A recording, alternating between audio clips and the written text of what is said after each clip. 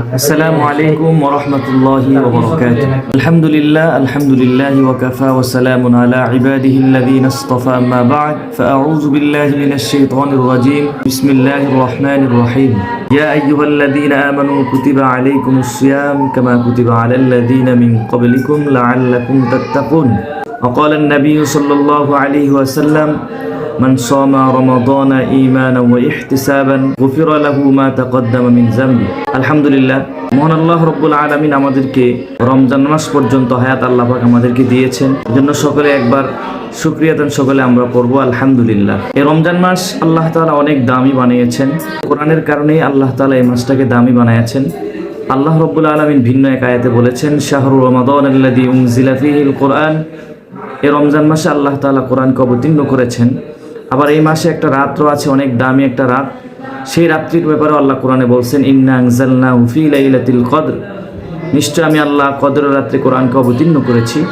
সব কিছু মিলে আল্লাহ রাব্বুল আলামিন এই মাসে কোরআনকে অবতীর্ণ করেছেন, বিদায় এই মাসটাকে আল্লাহ দামি বানিয়েছেন। এই মাসটাকে আল্লাহ রাব্বুল আলামিন তিনটা ভাগ করেছেন। প্রথম 10 দিন হলো রহমত, দ্বিতীয় 10 দিন হলো মাগফিরাত, তৃতীয় 10 দিন হলো নাজাত।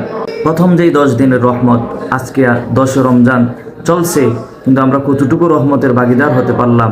এজন্য মায়ার নবী এই দোয়াটা বেশি বেশি করে পড়তেন প্রথম 10 দিনে, যে আমরা পারি যারা আমরা এই দোয়াটা বেশি বেশি করে প্রথম 10 দিন পড়ব। ফাল্লাহু খায়রুন হাফিজাম ওয়া আরহামুর রাহিমিন। এবং দ্বিতীয় মাগফিরাতের 10 দিনে যদি আমরা পারি তাহলে এই দোয়াটা বেশি বেশি করে পড়ব। আস্তাগফিরুল্লাহ, যদি আরেকটু বাড়ায় পড়তে পারি আস্তাগফিরুল্লাহাল আযীম। আমরা এটা নিয়মিত দ্বিতীয় 10 দিনে আমরা পড়ব। তৃতীয় 10 দিন, যেই নাজাতের যে 10 দিন, সেই 10 দিনে আমরা এই দোয়াটা বেশি বেশি পড়ব।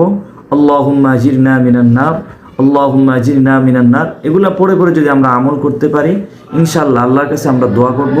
এবং এই রমজান মাসটা আল্লাহ তাআলা আমাদের উপরে যে সাধনা করার জন্য আল্লাহ বলেছেন, রোজা রাখার জন্য আল্লাহ বলেছেন, যে আল্লাহ বলেন, ইয়া আইয়ুহাল্লাযীনা আমানু কুতিবা আলাইকুমুস সিয়াম কামা কুতিবা আলাল্লাযীনা মিন ক্বাবলিকুম লাআল্লাকুম তাত্তাকুন।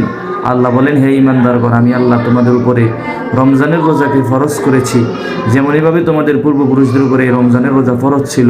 কেন আল্লাহ রমজানের রোজা ফরজ করেছেন আল্লাহ সেটাও বলছেন, লাআল্লাকুম তাত্তাকুন, যাতে করে তোমরা মুত্তাকি হতে পারো। এই রমজান মাসটায় মানুষ পরিবর্তন হওয়ার একটা মাস। এই মাসটা হলো মাগফিরাতের মাস, এই মাসটা হলো নাজাতের মাস, এই মাসটা হলো রহমতের মাস। এই মাসে কেউ যদি পরিবর্তন হয়ে যদি কেউ মসজিদে বেশি গিয়ে নামাজ পড়ে, তাহলে আপনি তাকে দেখে আপনি তাকে বেটকি মারবেন না। কারণ আল্লাহ বলে, আমি রমজান মাস দিয়েছি মানুষের পরিবর্তন হওয়ার জন্য। এজন্য আমরা রমজানকে মূল্যায়ন করে, নিজের হায়াতটাকে মূল্যায়ন করে